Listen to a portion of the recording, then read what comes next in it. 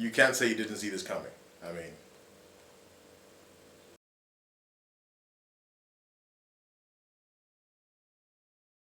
hey, I'm Kwes, and this is my review of the Minions movie. Now, I watched the first two movies in this franchise, the Despicable Me 1 and Despicable Me 2, and I really enjoyed them. In that movie, the Minions were there, or they came, so to speak. And then it's like, there are these weird creatures, these I don't even know how to describe them.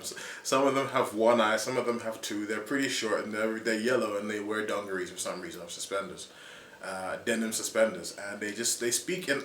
I'm almost certain it's a mix of English, French, Spanish, and maybe Italian, or it just could be gibberish with bits of that mixed in. And they were a huge comic relief within the first two movies of the franchise, and I enjoyed them, but I didn't think they could carry their own movie. And sure enough, they don't. In the movie Minions, in the Minions movie, it revolves around three of them. And they're the same three that you always see in the Despicable Me films, who have like, I don't want to say pivotal roles, but they have sort of more pronounced roles than the other Minions. So it's Kevin, the main one, who is like, he's the tall one, kind of the leader, if you will, of this particular group. And what I found interesting is that that's not the dynamic that they have in the other two films, because obviously the Minions movie is set before Despicable Me and the sequel to that. So there's Kevin, and then there's Stuart, and Stuart is, I guess he's there because like he kind of got duped into going, but he doesn't really care about whatever the mission is. He has his own things that he wants to do, and that kind of always makes it his his bits and his particular scenes are always funny.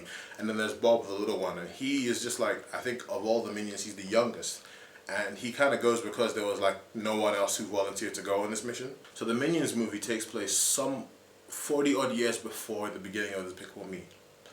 And you know, you find out about the Minions. What they do in life is they serve the biggest, meanest, baddest person around. And when eventually they run out of people to serve, they build their own society, but it doesn't last too long. The euphoria of, you know, living your own lives kind of just goes down the toilet pretty quickly.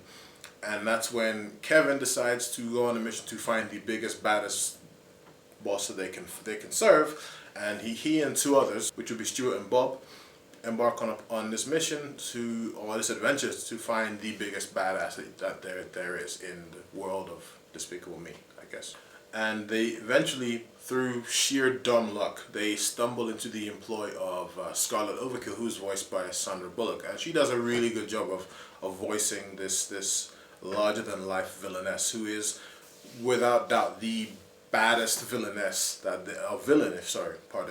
the baddest villain that exists in the 60s at that point in time, where they meet her in a place called VillainCon, and it's literally straight copying of Comic Con. There's even a Hall H where the biggest baddest attraction, who is Scarlet Overkill, has her own, I guess, panel, but it's not really a panel, it's more of an expo.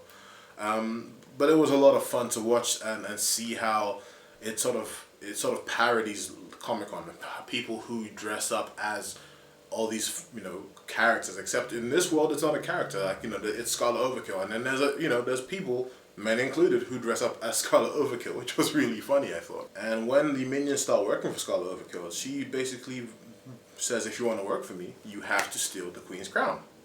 But that pretty much is the entire, or as much as you need to know right now about the movie. If you've seen the movie, obviously you understand where I'm going with this. But like, more happens, but it's not really that big of a deal. If you've seen the trailers, you know what I'm talking. And I think maybe the trailer gave too much away, which happens a lot these days.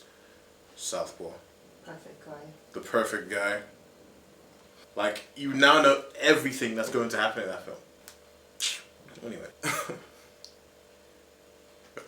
And I guess fans of the series are wondering, like, is there a reference or a nod or an appearance of by Felonious Gru in the film?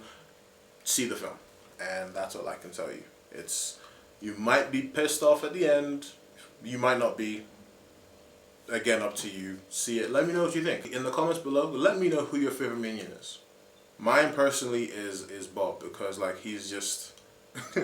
He's adorable, but he's that perfect blend of adorable and completely retarded. But that's just me. That's what I like about him. So I'm twisted like that. So overall, the Minions movie is a fun time. If you have kids, take them to go see it. They'll probably like it. They'll probably ask you to buy them a Minions toy. So watch out for that. If not, I mean, if you have nothing to do, you want to see something that will make you, no, you're not gonna belly laugh, or you might. There's a few scenes there which are kind of funny. But I mean, I personally would just give it a go see if you got nothing to do.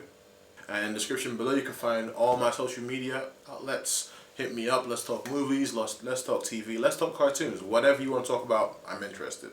So, bye.